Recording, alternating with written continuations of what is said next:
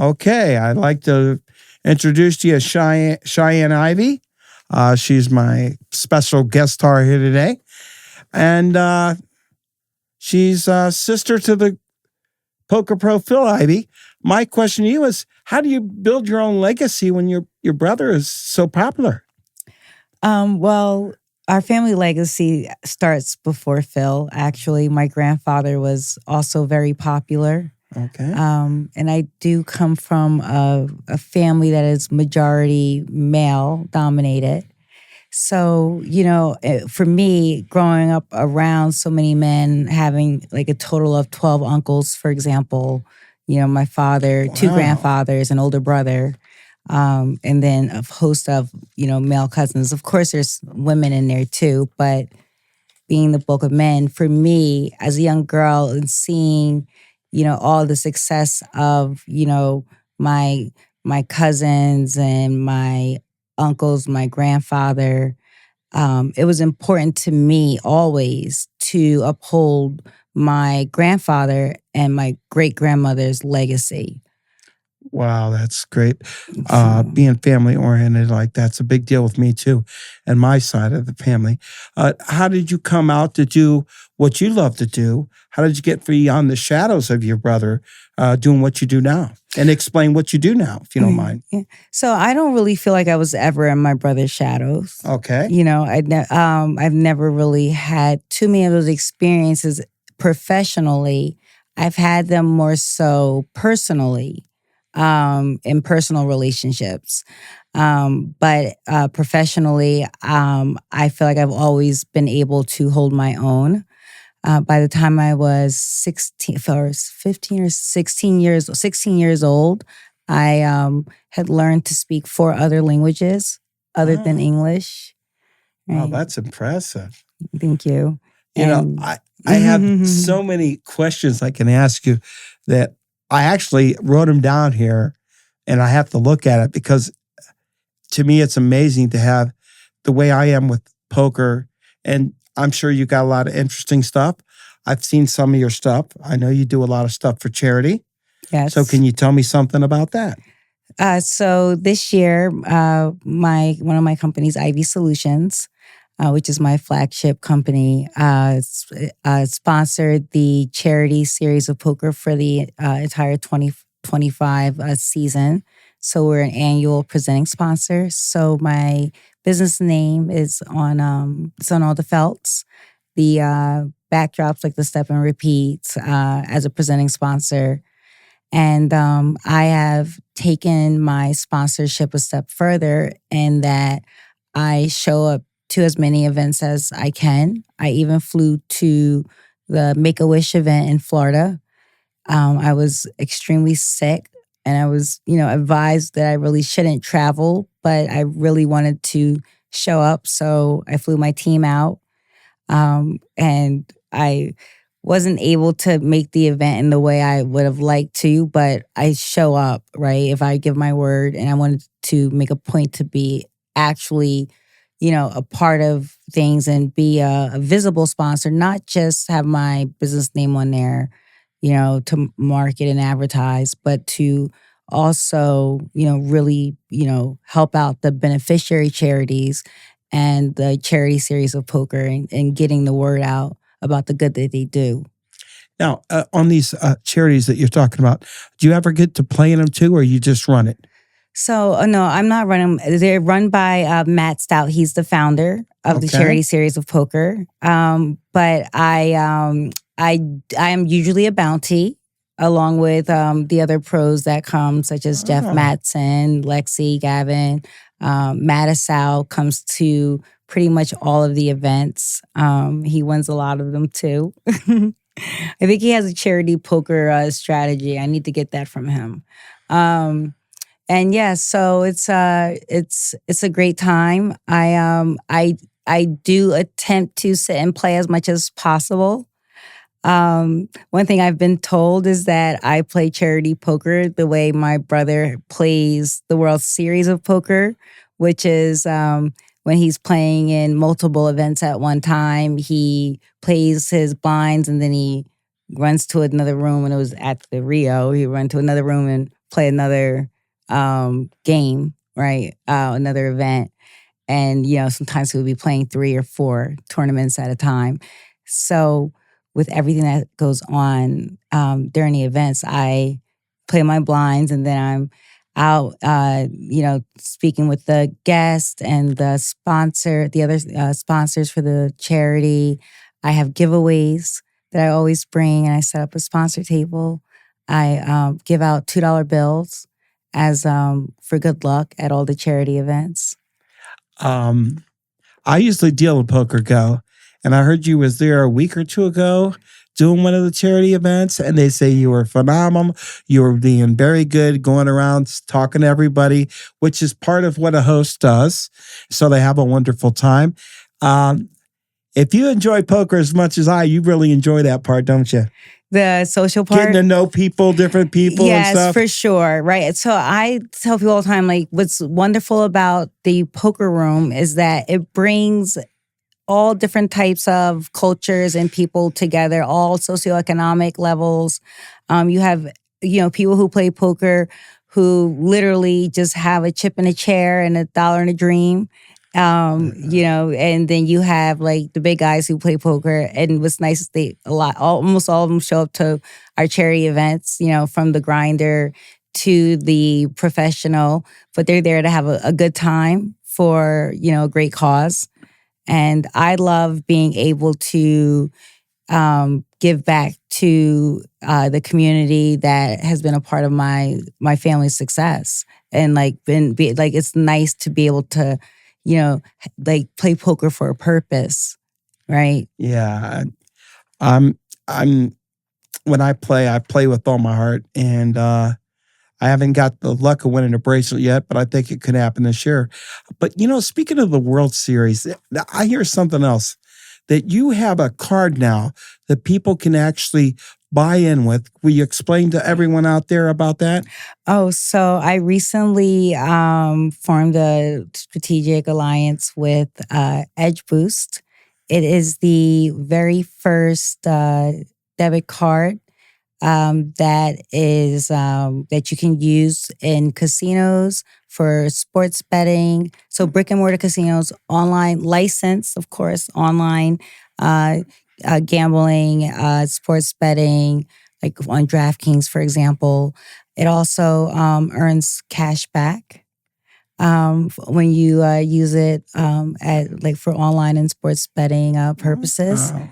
So that's something that's really great about it.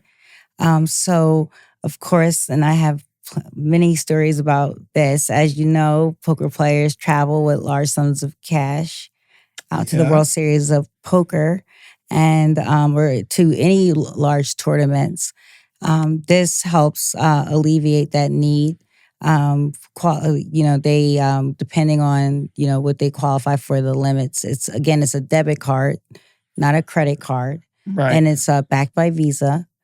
And they can use it at the cage to buy in to the World Series of Poker. So, all right. How did they get one of those cards, honey? So I have a link and also a promo code. My promo code is Ivey. That's IVEY. So you can go on Edge Boost. I believe it's edgeboost.com. I need to check what the actual URL is, but I'm sure you can put it up. And VI, people, bigger players who may qualify for, VIP status and, other, benefits. I am able to connect directly, and then they're able to access, as of now, up to $250,000 a day. Wow. From, for example, literally at the casino cage. But it's and it's only for gambling. So if you try to go buy a $2 hot dog, which there's no hot dog for $2 nowadays, 7-Eleven, right? If they tried, the card would not work. Well, I want to tell you, those that are watching out there right now, guess what? You get one of these, you don't have to wait in them long lines at the World Series no more. Mm-hmm. The World Series right around the corner.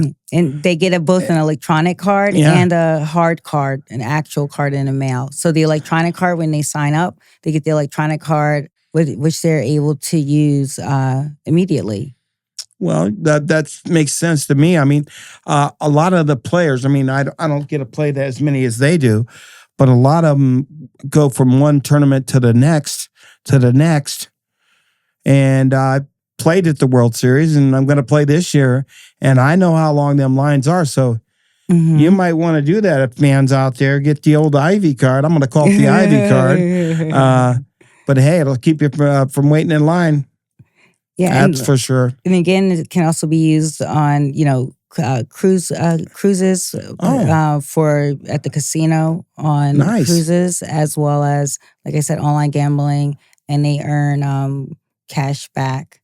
Everybody likes cash back. I believe it's up to exactly. It's a phenomenal on gambling. Am I right? The more money you spend, probably the more you get cash back. Is that right or not? I believe it's capped, I believe, right now at up to a 0.5%. I don't know what the actual levels are. It is, again, brand new, so I don't want to misspeak. Okay. I don't want to, I don't write checks that I can't cash, right? So I don't say things unless I'm for sure about it. But you can always visit the website. There's a Poker News article on it recently. And look it up. It's a great product. It's a great thing. I tell you what, it's a great thing to have if you plan on playing the next 2 months at the World Series. Mm-hmm. And now you're saying you can use it on the cruises. It sounds like a card that people should want to have. Yeah, using instead of carrying around all that money. I mean, come on. Exactly, using it again, like I said, sports betting, and other online gaming platforms. So pretty much almost all of the license, not all of them, but it's like, again, most of the licensed casinos accept the card at the cage. Yeah. And it helps with managing for professional gamblers, especially. The card helps them keep track of their expenses in one place, right? Because now they can technically have all their gambling expenses going through one account, so that they're not trying to figure out things with cash.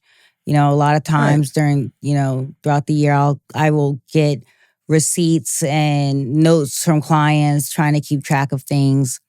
And unfortunately, I know that poker players and gamblers substantially overpay in taxes, and just because of the way the tax code treats gamblers when it comes to expenses and losses, and how much you can write off, but also for the sake of just lack of good record keeping and understanding what they can write off. I just had someone in the last couple episodes about charity. Now I hear you do charity. Can you explain what all you do for charity, and what? I'm sure you run poker tournaments, right? Well, I don't run them. I sponsor the charity series of poker. Okay. So at the events, I have helped a couple of the beneficiary charities raise awareness prior to the events. I'm not a naturally creative person, but with my team's help, we try to come up with an idea for before the charities to create like a custom Ivy Solutions product. So for UNLV hockey, I did custom hockey pucks. Awesome! Yeah, and I gave those out and with my business name on them. And for a first year beneficiary charity, Critical Care Comics, which is a wonderful local charity here that visits sick, mostly cancer children in hospitals here in the Valley. 6 hospitals here. And they dress up as superheroes or cartoon characters. And they, go and they read to the kids and play with them. So I was thinking, well, what could I make for this? So I found out that they bring teddy bears. So I decided to make bears for the charity. And I had a local company here make like poker patch style patches, which we put on the bears in the middle of their chests like a superhero would wear. And we were then able to, I didn't do any of my branding. I just did the beneficiary charity. And then on my sponsor table, we then sold them for donation to the charity. and people were able to take home a bear to their kids or another child. Some physicians that were attending would took them home took them to their practices. And with that donation, it provided 20 more bears for 20 sick kids here in hospitals. So, so I just try to do out of the box thinking, whether it's for charity or in business and for poker players. That's what I do. Is I try to think of ways like, how do I make something fit the person or the charity or that lifestyle. And like I said, I believe I have pretty good insight into. Isn't it great to be around people that support what you do? Yes. And when you do help out people that are less, not just people, could be children too. I mean, can be man, woman, but it gives me a great feeling when I help. I mean, I just said in the earlier episode that I carry $5 bills in between my car and I give them to homeless people all the time. So helping people out, you get this good feeling inside. And I'm sure you feel the same way, right? Oh, I feel my best when I'm doing something for other people, right? Like it's almost difficult for me to, for example, spend money on myself. I'll go shopping and say I'm going to spend money on myself, and I'll see something for my 20-year-old intern, and instead of walking out of Lululemon with something for myself, I'm like, oh, this was really cute and in your size, so I got it for you. Same thing with my son. So because I can always get these things, right? But a 20-year-old college student, for example, spend $80-$90 on something is a lot of money. So for me, it feels better when I'm able to get an item or something or do anything for somebody else, because ultimately for me, it's just another pair of leggings or another, whatever it may be. What do you do on your free time when you're not working? What do you like to do? Do you go swimming? Do you ski? What, I play tennis. And I have a 6-year-old son named Ace. Okay. So very fitting name for both poker and tennis. He also plays tennis as well. Okay. So my favorite thing to do in my free time is to spend time with him. It's a wonderful age. But I also, like I said, I play tennis. I belong to a club here in town, and I'm on their team. It's a weekday morning team, which is a little difficult for me as a business owner, and I'm a full-time single mother.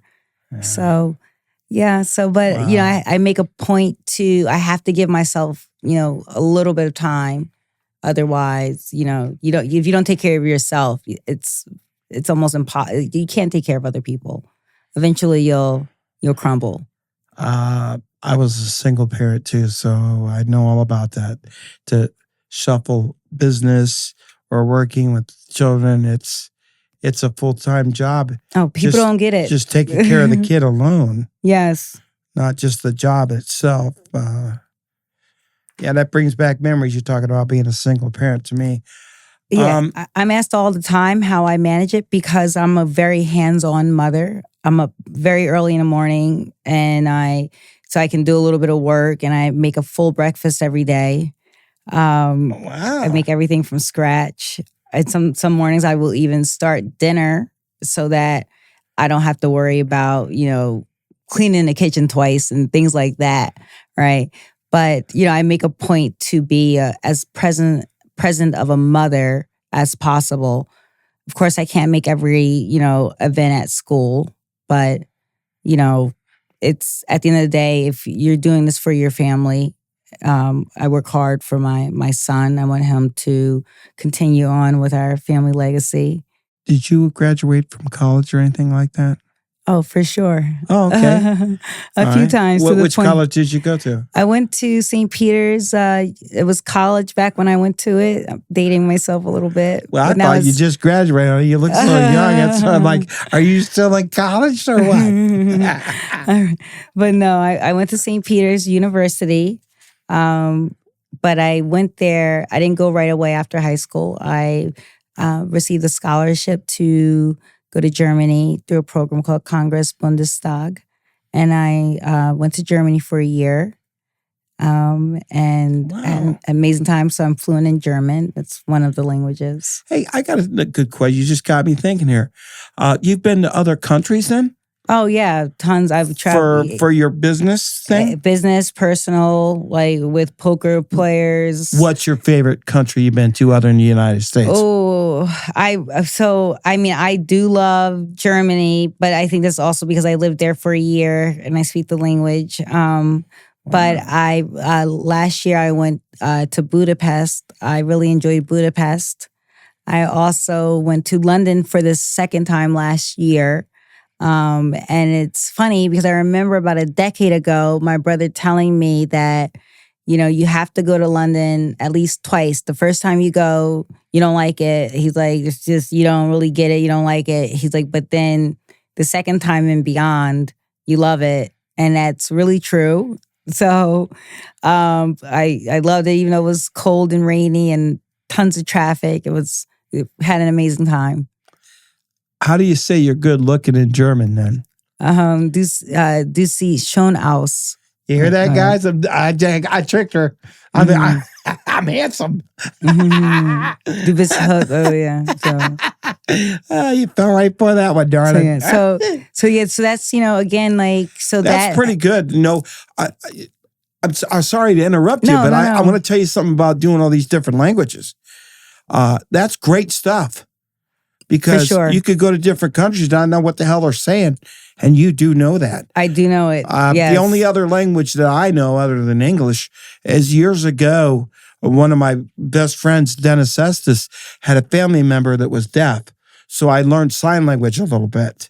Do you know sign language at all? Not very much, no. Okay. But do you see how other languages can help? No, you never know what's going to happen. You don't know what they're going to say, especially when you're in what we do. We travel the world. It's probably a great thing to have is to know for all sure. that. Like I have, for example, in 2015, I believe, or maybe 2014, I was in Monaco for, I believe it was called the Shark Cage tournament. Okay. And my brother played in it, Daniel Negreanu, all the big guys played in it. And I came a little later. I think my mother and my brother flew in from Macau, and I came in from the States. I came in a couple days after them, and we take a walk up to the market, and we get some things, and they get told the price. I'm telling them to pay, and they're like, "Wait, what? We came here yesterday, and it was double the price." Wow. And they're like, well, now we have Miss Parlez-vous Français here, and it's just so even in situations like that, also just being able to communicate for players, whatever their needs may be, in another language. I've had players run into health issues while traveling, and it's important to be able to help somebody find the care that they need and not just look through the traditional American channels, because then you only find, touristy answers, but actually having people and connections in those countries for them and being able to communicate. What are you hoping to succeed in life as far as your business? How big do you want it to grow? Do you want it to go worldwide? Oh, for sure, right? I definitely see myself running a global business, and especially in the poker realm. With Europe, Germany specifically being one of the fastest growing poker markets, and me being fluent in German, plus my vast understanding and firsthand experience of, the poker world from a very young age, with Phil being 8 years older than me, including, just, again, being able to speak their language, and then understanding the tax code, and also how international taxes, and how, foreign players are taxed, and also how American players are taxed when they travel abroad or win money abroad. We're being way too taxed. Sorry. Yeah. I got second in an event, and I won $42,500, and they taxed me $8,000. Like, what the hell? It's way too much. Plus, the money that's being bought into the tournaments, I've already been taxed from you working your daily job. So that money's getting taxed 2 or 3 times. Right. Well, I help players, with tax strategy and business strategy so that, what if like the big guys and the smaller guys, because no matter where you're at, like everybody needs to pay their taxes, but you should only have to pay your fair share. Wow. You could do that too? Yes, 100%. Oh my God, honey. 100%. Woo. You're way smarter than I am. So what is it that you enjoy most about what you do for a living? I enjoy helping people ultimately. Like that's what I'm doing, right? My people call me a solutionist, right? Because there's anything that somebody needs, I am very much so about getting it done, figuring it out, or having someone in my network that can do it. And I'm extremely tenacious. Tell me I can't get it done and really watch me do it. That's exactly right. So I definitely pride myself on being able to think in a different way, right? Very strategically, to make sure that I'm getting things done. And really, when it comes to people like poker players and like busy businessmen, what really makes me feel good is that I'm such a one-stop shop that I'm able to help them to get into a position and place where they're only focusing on 2 things: their business and their family. Like I take care of all the other noise for them. And I even manage the people that they normally have. Like some of them will have, a CPA already, a lawyer already, maybe a business strategist. And then they have a realtor and they have all these like different people, but, reporting to them, a lot of times they hire me to be the quarterback of all those people. Wow. Because my education. Wow, you're very smart, Hannah. I'll tell you that. I can get that from you. I can feel that vibe right now from you. Really can. Thank you. So it sounds like you work hard to get where you are right now too. It wasn't because of your brother. I'm sorry, but I'm saying you got talent, honey. Thank you. No, that's why education is really important, it's not necessary for everyone, but it's nobody can take your knowledge from you. It doesn't matter if somebody else pays for it. No, only you can decide to sit down and study like that. There's a lot of people with trust funds that have their education paid for and they don't do the work. But for me, I ended up learning 5 languages and getting 5 degrees. Phenomenal. And 5 degrees by the time I was 26 years old. So I have my master's in education, my master's in business, my MBA, my master's of science and accountancy, and then my Juris Doctor or law degree. Go. Are you wait a minute? What's the joke that people use to make? Are you a science major or no? What's it called? You don't have to be the. This is what happens when you get older and you lose your mind a little bit. But you don't have to be a science major. But you're rocket scientist. Yeah, you have to be a rocket scientist, right? That's what I was thinking. I was scientist. So, well, see, when you get my age, this is what happens to you. Do you enjoy playing cards too? I mean, poker? Yeah, I do. Do you know all the games? I know a lot of them. I've been working with Jeff Mattson to help me with like some mixed games. Phil taught me stud when I was young. Jeff's been on my podcast, actually. I know. Go ahead. I didn't mean to interrupt you. Go ahead. He comes to our charity events as well, which is wonderful. Okay. To learn more mixed games. The first game that I was taught was 7-card stud by my brother when I was about 14 or 15 in his Atlantic City apartment. And, with his friends that he played with mainly at the Taj Mahal back then.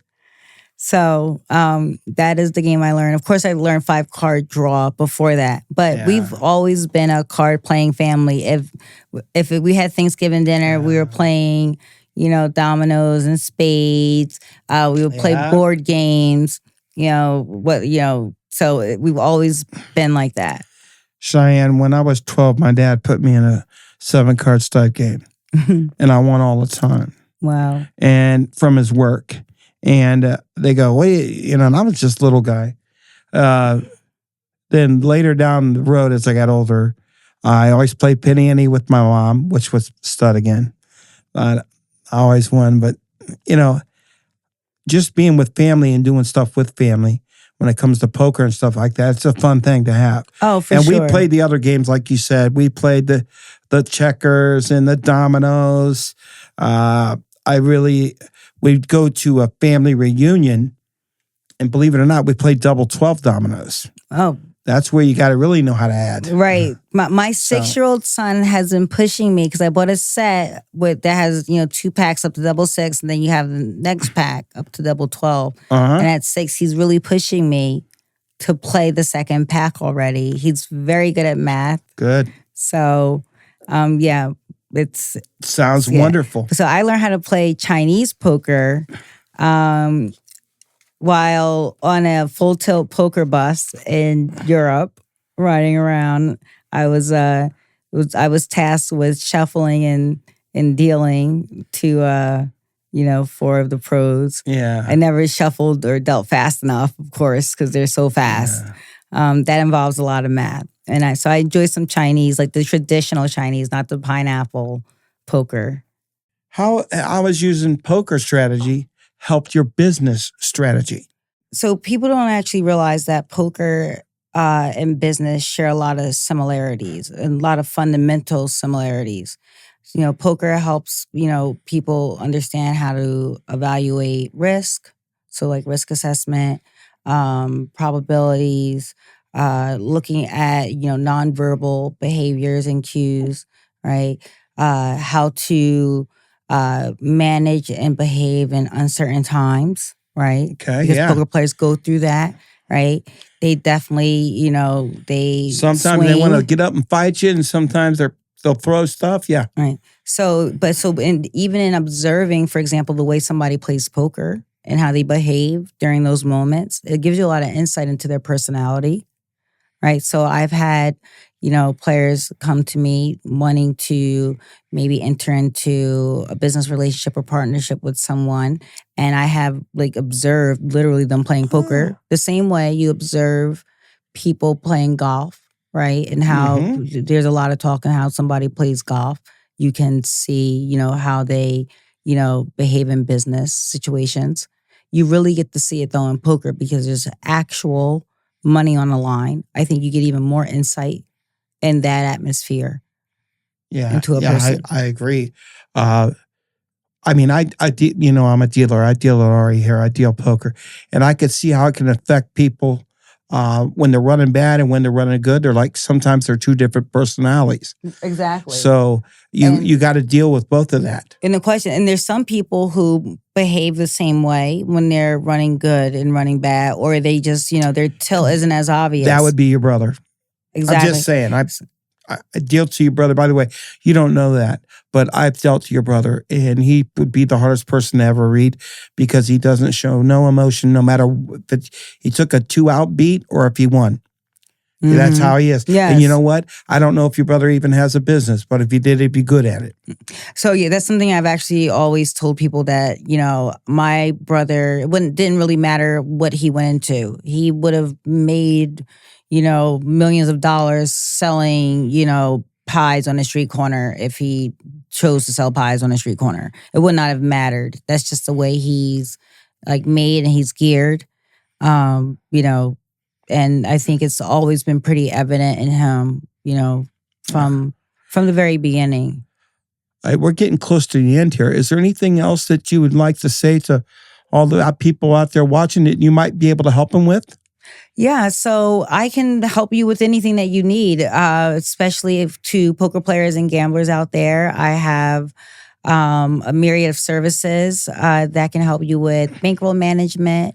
In addition to my affiliation with the new debit card, I also have a strategic relationship with Lexicon Bank, and they have a wonderful poker player program so that poker players don't have to worry about being debanked. I have solutions for legal needs, for travel needs. I have a wonderful affiliation with Fly Flat, which is a company that specializes in flights for poker players and gamblers. They know when the tournaments are, and they, get great prices and deals on those flights that are around those times because they, make a point to, have a relationship with the airlines to do that. So it doesn't matter what the need is. It can be here domestic or international. Well, you could just about solve everything here, it sounds like to me. Yeah. Well, listen, I want to thank you for coming on my podcast today. I think everybody learned a lot about you, know what you do. They need your help. They know to go get the card and stuff. And I appreciate you coming on my show. And like always, I want to thank everyone for watching my podcast here today. And as always, may God bless you. And once again, I want to thank you for coming on my show, Cheyenne. Thank you so much for having me. Wonderful. Thank you, Clyde. It was wonderful. It was my pleasure. Thank you for having me on. Anytime you want to come back on, you're more than welcome. And I want to thank everyone for watching. And y'all have a good night, and may God bless you. God bless everyone.